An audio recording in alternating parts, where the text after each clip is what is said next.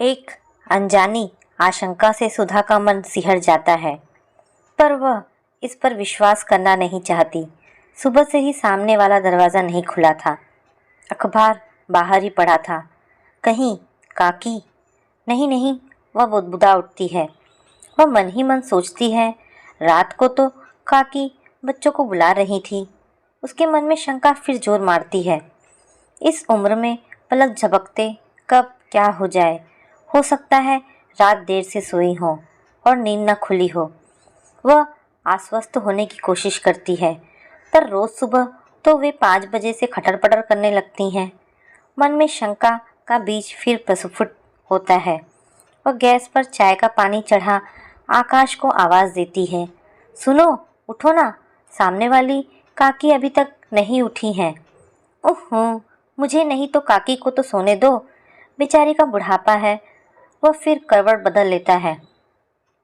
नहीं, मुझे लगता है कुछ गड़बड़ है, वह सशंकित स्वर में बोलती है। नहीं उठी तो मैं क्या करूं? जब उनके बच्चों को उनकी परवाह नहीं है तो तुम क्यों सारे जमाने का ठेका लेती हो? सोने दो, रविवार है। आकाश रजाई खींच मुंह ढक लेते हैं। आज रविवार नहीं, शनिवार है जनाब। सुधा कुड़ा कुड़ा कर किचन में चाय केतली में भरकर रख देती है और अपना प्याला हाथ में ले अखबार के पन्ने डाइनिंग टेबल पर फैलाती है, पर मन अखबार में नहीं लगता। रह रहकर काकी के दरवाजे की आहट लेता है। मन है कि मानता ही नहीं, और अंत में प्याला हाथ में ले उनके दरवाजे की बेल का बटन दबा देती है। बेल की सुमधुर ध्वनि सुनकर याद आता है, काकी बता रही थी इतनी मधुर ध्वनि वाली कॉल बेल उनके बेटे ने फॉरेन से भेजी थी। बेल बंद होते होते कराहती आवाज़ सुनाई दी तो राहत की सांस ली। थोड़ी देर बाद काकी ने दरवाज़ा खोला। वे चल नहीं पा रही थी और तेज बुखार से तप रही थी। अरे काकी, तुम्हें तो तेज बुखार है, बताया क्यों नहीं? सुधा ने अधिकार पूर्वक उन्हें उलाहना दिया और सहारा दे पलंग तक ले गई। वे थरथरा रही थीं। उसने उन्हें रजाई उड़ा दी और केतली में से आधा गिलास चाय लाकर दी। उनकी आंखें नम थीं और तज्ञता जाहिर कर रही थी। वह उन्हें लिटाकर आई और क्रोसिन की टैबलेट ढूंढने लगी। दवाइयाँ यूँ तो जब तब जहाँ तहाँ हाथ में आ जाती, पर ज़रूरत हो तब ढूंढ ढूंढ कर थक जाओ, नहीं मिलती। याद आया, बच्चों की पैरासीटामॉल सिरप रखी है, अभी 2-3 चम्मच वही दे देती हूँ, कुछ तो राहत मिलेगी और फिर कम से कम साइकोलॉजिकल असर तो करेगी ही। फिर बुढ़ापा भी तो बचपन की पुनरावृत्ति ही है। सोचते हुए उन्हें वह दवाई दे आई। घर के सुबह के काम, बच्चों का टिफ़िन वगैरह निपटाकर देखा बुखार कुछ कम हुआ, पर ठंड भी तो कड़ाके की पड़ रही है। उसने अपने रूम हीटर काकी के कमरे में लगा दिया। वे राहत महसूस करने लगी। काकी पर दया आ रही थी। बेचारी करे भी क्या? बताती है काका जी के मरने के बाद ये फ्लैट खरीदा है, तभी से फ्लैट में अकेली पड़ी है।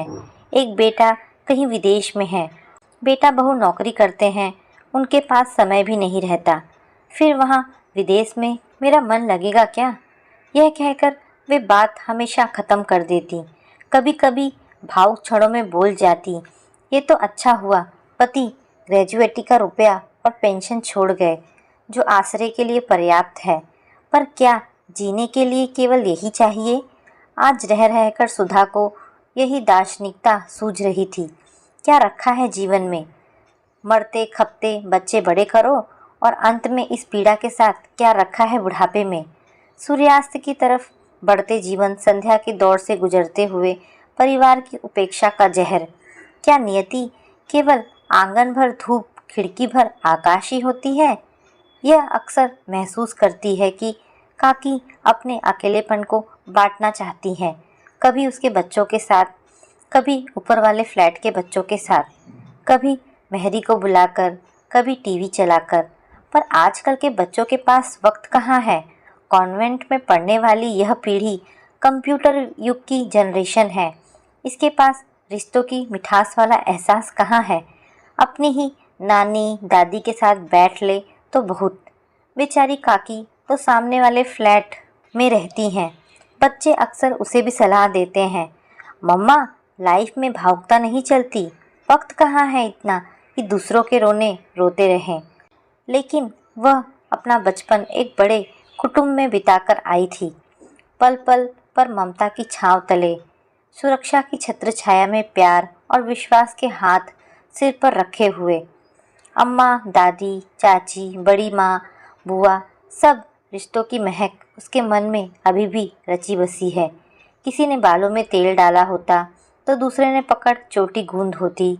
दादी का हलवा, चाची की खीर, ऐसे व्यंजनों का स्वाद चखा था, पर उसके बच्चे नौकरी वालों के घर के एकांकीपन में पल रहे थे। वह काकी के लिए दोपहर में पतली खिचड़ी बनाकर दे आई थी। उनकी आंखों से लगातार पानी बह रहा था। सुधा समझ नहीं पा रही थी कि यह पानी है या आंसू। काकी, आंखों में जलन है क्या? उसके प्रश्न पर वे मुस्कुराती हुई बोली, नहीं रे। उनके नहीं रे में ना जाने क्या था, कैसी पीड़ा का एहसास। सुधा को भी रुलाई आने लगी। कहाँ चला जाए यह बुढ़ापा? क्या ऐसा कुछ उपाय नहीं कि यौवन को चिरस्थायी बनाया जा सके? कितना दर्द, कितनी तकलीफ़ें इस बुढ़ापे में। बीमारी है, अकेलापन है। क्यों हम जन्मदिन पर बधाइयाँ और दुआएं देते हैं, जबकि हम हर जन्मदिन के बाद बुढ़ापे के करीब होते जाते हैं। बुढ़ापे का जो जहर पड़ोसन वृद्धा पी रही है, उसी की काट उसने खोजी थी, उन्हें काकी कहना शुरू करके। फिर तो वे पूरी सोसाइटी काकी के रूप में लोकप्रिय हो गई। सोसाइटी के 5-7 घरों में बड़ा अपनापन है। वे सब दोपहर में कभी काकी के घर जा बैठते, कभी रामायण का पाठ रख लेते, कभी कुछ नया व्यंजन बनता तो काकी का हिस्सा भी निकाल लेते। पर क्या सिर्फ पड़ोसी ही उस आत्मा के अकेलेपन को भर सकते हैं? हाँ, कुछ पूर्ति संभव है, पर रिक्तता का एहसास बड़ा घातक होता है, जो कहीं ना कहीं अपने चिन्ह छोड़ ही देता है। सबकी आवाजाही काकी में उत्साह भरती रहती। वे जी खोलकर सबकी आवभगत करती रहती, पर एकांत क्षणों में अकेलेपन की पीड़ा उन्हें सालती ही होगी। मेहरी को वे अक्सर रोकना चाहती, कभी घुटनों में तेल मलवाने के बहाने तो कभी किसी और बात से। पर 8-10 घरों में काम से बंधी वह इतनी चालाकी से निकल भागती कि उसकी चतुराई की दाद देनी पड़े। बुखार उतरते उतरते हफ्ता भर लग गया, पर काकी इस एक हफ्ते में बिल्कुल बदल गई। अब वे अपने फ्लैट के बाहर कुर्सी डाले बैठी रहती, हर आते जाते को रोकती टोकती। अरे भाई, तुम कौन हो? किसके घर जा रहे हो? इतनी सुबह सुबह चल दिए मिश्रा जी? अरे ओ शोभा, कल तू बड़ी देर से घर लौटी, कहाँ चली गई थी? मुझे तो चिंता खाए जा रही थी, काकी अपनत्व से कहती। पर शोभा को यह नज़र रखने वाली टोका टोकी पसंद नहीं। वह मुंहफट झट से कहने लगी, आपको चिंता करने की क्या ज़रूरत है? मैं तो अपनी माँ को बताकर गई थी। ऐसे कितने प्रश्न कितनों से पूछती और टके से जवाब पाती। इसके बाद लोग काकी का सामना करने से कतराने लगे। सुधा का दरवाज़ा उनके सामने पड़ता था। उनकी इस हरकत पर उसे कभी तरस आता तो कभी क्रोध। धीरे धीरे बिल्डिंग में उनकी उपेक्षा होने लगी और वे एक बार फिर अकेली डिप्रेशन में रहने लगी। उन्होंने फिर कमरे में बैठ चुपचाप टीवी देखना शुरू कर दिया। सुधा सोचती है, कैसी अनकही पीड़ा है, कैसे झेलती होंगी काकी इस दंश को। वह तो परिवार की एक क्षण की उपेक्षा नहीं बर्दाश्त कर सकती। पर कल किसने देखा, अगर रिंकू और मोनू भी उसके प्रति ऐसा उपेक्षित व्यवहार करेंगे तो? ये सोचकर उसके रोंगटे खड़े हो जाते हैं। क्षितिज पर खड़ी वे अपनत्व को तरसती, सूनी रिक्त आंखें लिए जाने क्या ढूंढती रहती। सुधा अकेली कितना साथ देती। सोचती एक दिन वे अस्ताचल की ओर चली जाएंगी। सिहरन सी होती उनके बारे में सोचकर। और झट से भगवान को हाथ जोड़ने लगती है, हे भगवान, मुझे बुढ़ापे के पहले ही उठा लेना। यूँ अकेले होने का कारावास मुझे एक पल को भी नहीं चाहिए। पति के सामने उनके कंधों पर चली जाऊं तो बेटे बहुओं पर भार तो नहीं बनना पड़ेगा। लगभग 15 दिनों बाद काकी ने फिर बिस्तर पकड़ लिया। इस बार लकवे का अटैक था। अब और मुश्किल हो गया था उनके लिए। सोसाइटी के लोग साथ दे रहे थे।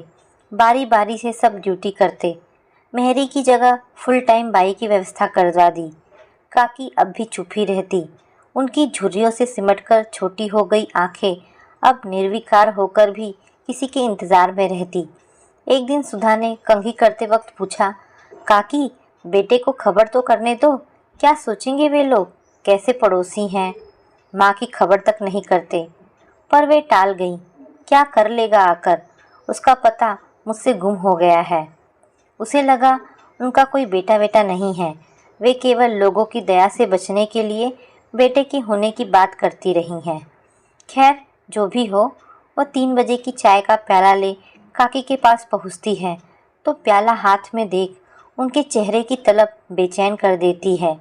उन झुर्रियों में वह स्वयं के बुढ़ापे का स्वरूप तलाशने लगती है। काकी चाय सुड़क कर उसे लंबी उम्र का आशीर्वाद देती है। पर लंबी उम्र किसके लिए, यही प्रश्न उसे विचलित करने लगता है। रात को काकी की सांस उखड़ने लगी। आकाश डॉक्टर को बुलवा लेते हैं।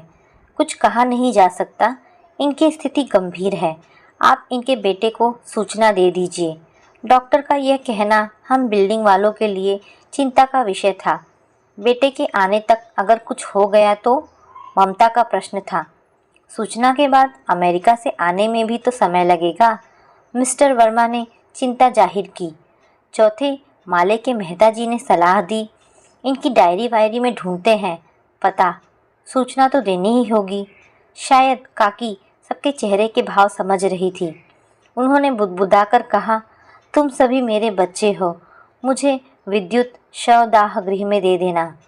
उनकी पेटी में देखें, शायद किसी रिश्तेदार का अता पता चल जाए। सुधा के बेटे ने सलाह दी, पर चाबी नहीं मिली और रात 3 बजे काकी चली गई। उनके जाने के बाद तकिए के नीचे चाबी मिली। पेटी खोली, उसमें कुछ कपड़े, कुछ रुपए के अलावा एल्बम रखे थे। एल्बम खोलकर देखे जाने लगे।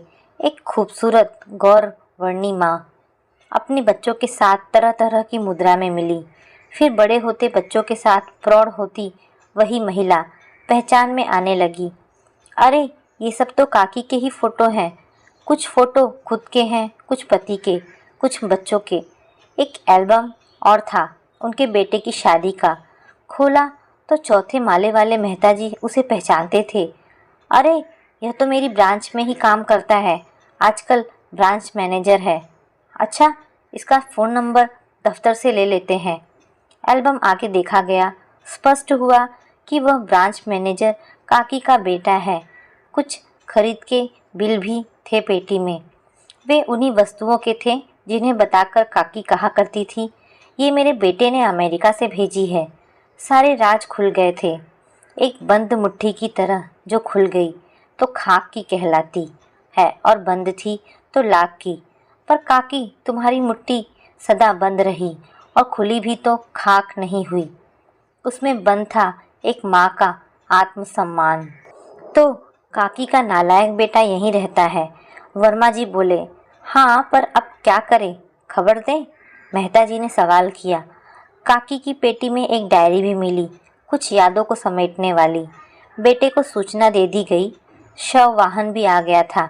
बेटे के आने तक एक अंतराल पसरा था कमरे में, जहाँ भी काकी की डेड बॉडी और हवा में तैरता एक प्रश्न, क्या काकी के बुढ़ापे को अकेलेपन से बचाया जा सकता था? डायरी के पन्नों पर फड़फड़ाता है एक उत्तर, बेटे कल तुम्हारा भी आएगा बुढ़ापा। यह कड़ी यूं ही चलती रहेगी। सुई के पीछे धागा लगा रहता है। पर सब स्तब्ध थे, एकदम मौन। पर्दे की सरसराहट से लगता रहा कि अब कोई आया, शायद अब। तो दोस्तों, ये कहानी यहाँ पर समाप्त होती है। आपको ये कहानी कैसी लगी मुझे कमेंट करके अवश्य बताएं। धन्यवाद दोस्तों।